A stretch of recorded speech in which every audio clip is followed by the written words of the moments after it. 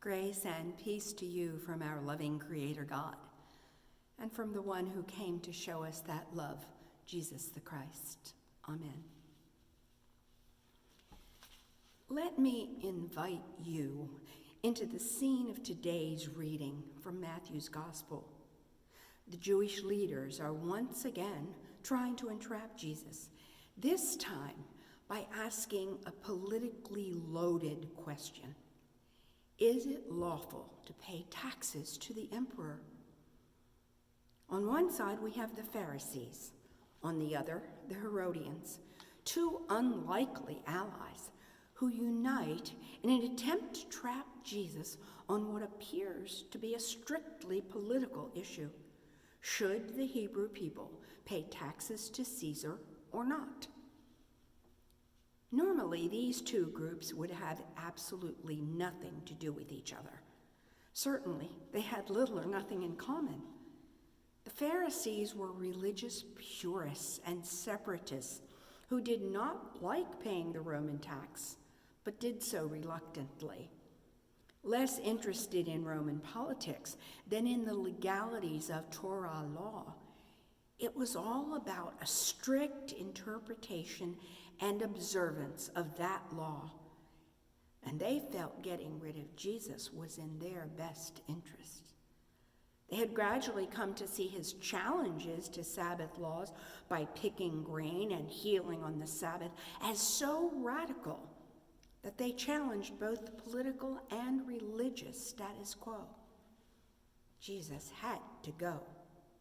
And to this end, they were willing to make this strange and at times uncomfortable alliance. The Herodians, sycophants of the Idumean chieftain Herod, who had been appointed king of the Jews by the Romans, were wealthy and influential Jews who had no problem with paying the tax, and they were obliged to Rome for keeping Herod in power.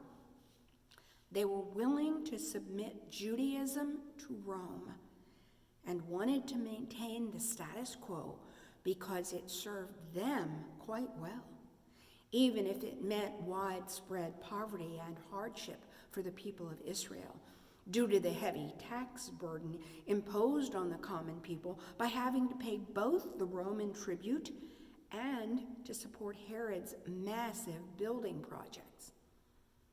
The Herodians likely had little interest in the spiritual teachings of Jesus, but the claim that some of the common people were making about him, that he was the long-awaited Messiah, caught their attention. Wanting to maintain their favorable status with Herod and with Pilate, the Herodians felt it was in their best interest to get rid of this upstart Nazarene rabbi, and forcing Jesus to answer a question about paying taxes would ensure that he would come down on someone's bad side, incur someone's wrath. The challenge comes in the context of Jesus cleansing the temple in Jerusalem of money changers that very week. They are plotting to smoke him out, since both the Pharisees and the Herodians are agreed on one thing: Jesus must be destroyed. Can't you just picture them smugly preparing to employ this trap? Together, Pharisees and Herodians united. They believed it would be easy to trip Jesus up, especially if they asked him about taxes, since those were a sore point for the average Jewish citizen in first century Palestine. Do you hear the false flattery of their opening remarks? Teacher, we know that you are sincere and teach the way of God in accordance with truth. With their insincerity almost palpable, they spring the trap. Tell us what you think. Is it lawful to pay taxes to the emperor or not? Death and taxes, the two certainties of life, we say. And the burden placed on the Jews of Jesus' day was considerable. First, if you were a Galilean farmer, you paid tribute money to the Romans for the advantages of imperial civilization, roads, aqueducts, etc. Second, you paid a portion to Herod for renovating the temple and other massive building projects. And third, there was the temple tax for the upkeep of the temple, which certainly would not be assumed by the Romans. As a consequence, at the end of the day, after all the deductions for these taxes had been made, the average farmer or shopkeeper had very little left to support his family. Paying his fair share was, in fact, driving him to certain ruin, which made the subject of taxes a tinderbox just waiting for the spark of some radical rabbi from up north to set it ablaze. The Pharisees are thinking 2 moves ahead in the game. If Jesus says it is lawful to pay taxes to Caesar, he will alienate the people who hate the Roman occupation and its Caesar. If he says it is unlawful to pay these taxes, the people will be pleased, but Jesus will be at risk for arrest at the hands of the Romans. A clever gambit indeed. Is it lawful is really a question about Torah law. Does the Torah permit a faithful, observant Jew, like the Pharisees, for example, to pay Roman taxes? That is the question. But Jesus turns the question on its ear by asking for a coin which is used to pay the taxes. You see, the Roman tax could only be paid with Roman coins, which bore the image of Caesar, with an inscription proclaiming him to be divine, the Son of God.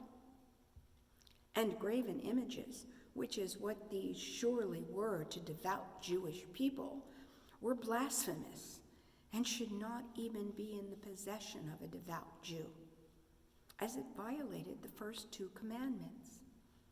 To a faithful, observant Jew, nothing is the emperor's. Everything is God's. So the fact that one of these Jewish questioners has just such a coin on his person demonstrates a deep hypocrisy and a deep rift between these 2 unlikely allies. Then Jesus asks whose image is on the coin, though of course he knows. Caesar's, they answer. Well then, give back to Caesar what is Caesar's, and to God what is God's. The beauty of Jesus' answer, to which they have no reply, did you notice, is that he both concedes payment of the tax, all the while subverting the reach of the emperor, satisfying in his own peculiar Jesus way both the Herodians and the Pharisees, leaving both sides to wonder whose side he's really on, while Jesus would clearly say that he was on the side of God, in whom we live and move and have our being. And perhaps for us, here and now, this story is not at all about paying taxes or the separation of church and state, in defense of which it has often been used. It isn't about Jesus advocating a full-scale retreat from the economic and political dimensions of our lives, not at all. But he is instead helping us to see that our whole life should be shaped by the recognition that everything is God's, including us. He is inviting us, no, perhaps demanding us, to think regularly and relentlessly about how all of our decisions, what we buy, who we vote for, how we spend our time, who we welcome and who we turn away, should be shaped by this confession, which can turn out to be a very tricky business. How much do we spend on ourselves, and how much do we give away?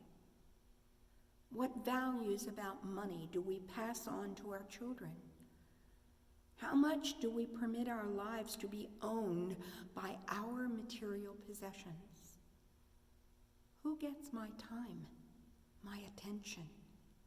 Who gets my loyalty? Who gets me? To whom do I really belong? Take a look around you. Whose inscription is on each person you see?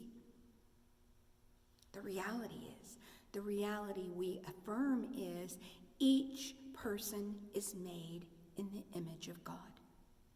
Each one. You and you and you and you and me. You cannot see or touch God, but you can love those made in God's own image. You can love them and listen to them and help them and give your attention and time to them. And in loving them, you and I are loving God. This is giving to God the things that are God's. This is giving ourselves. The questions that remain in our hearts are these. How can I decide who gets what of me? How do I decide to whom I belong? The answer is simple, but not easy. We will continually struggle with the answer. But I think that Jesus meant in this little interchange is that there are no easy answers. And remember, Jesus' questioners go away amazed. Somehow, an amazement seems to be an appropriate response to an encounter with this Jesus. A Jesus not easily categorized, a Jesus wise in his answers and in his dealings with people, a Jesus whose first allegiance is to the all-encompassing scope of God's reign, and a Jesus who challenges us, calls us to go and do likewise. Let it be so. Amen.